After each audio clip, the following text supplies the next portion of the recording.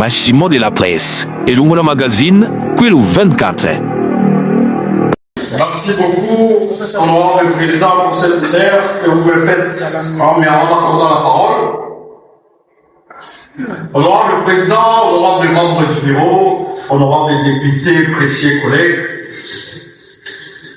j'ai suivi le directeur général de la DGREC avec beaucoup d'attention. Honorable président, à un moment donné, je fais l'effort de ne pas fermer les. Mais il se trouve que j'ai failli tomber de ma chaise.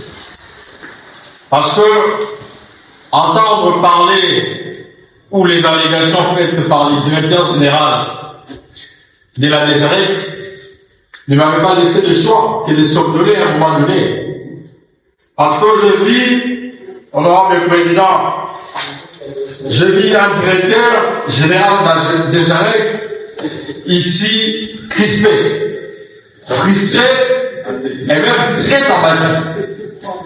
Je le connais depuis très longtemps. C'est quand même une première de le voir dans cette attitude.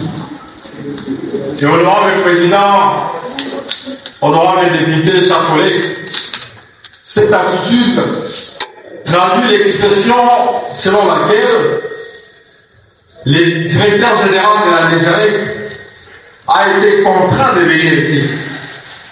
Parce que si le directeur général de la DGREC avait eu l'occasion en or, dès qu'il a mentionné tout à l'heure ici par l'honorable Yerkis, pour nous mettre au parfum et surtout informer la représentation provinciale de comment se présente sa gestion au niveau de la DGREC.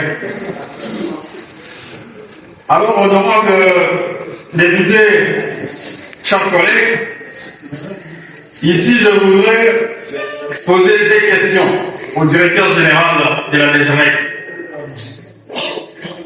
La première question, honorable président, je ne dirais même pas que c'est une question, mais c'est une demande.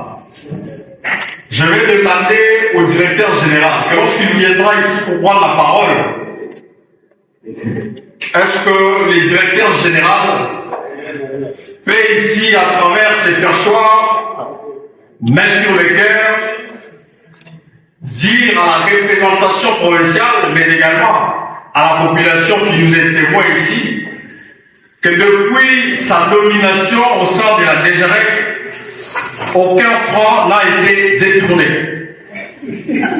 Parce que, honorable président, un franc détourné de la recette publique ou des recettes publiques est une école détruite et un hôpital sacrifié.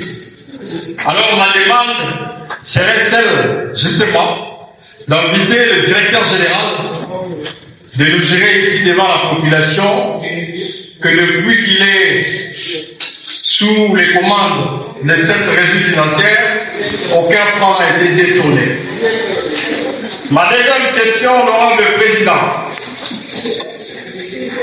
est relative aux griefs qui ont été évoqués dans cette interpellation par l'honorable Yerkis, que je remercie également, puisque son interpellation nous a permis d'adresser une sorte de question au directeur général. Ma deuxième question, honorable président, comme je le disais, est relative au bordereau des versements au niveau des banques. Puisque le DG nous a dit ici que toutes les entreprises qui œuvrent dans le secteur ou les territoires qui ont des banques ne payent pas par ce que le président venait d'ailleurs de confirmer ici, qu'il y a des transactions RTL Money, etc. Alors, est-ce que le directeur général peut brandir ici à la représentation provinciale les bordereaux de paiement de ces différentes entreprises? Voilà, honorable président, mes deux questions, et je vous remercie.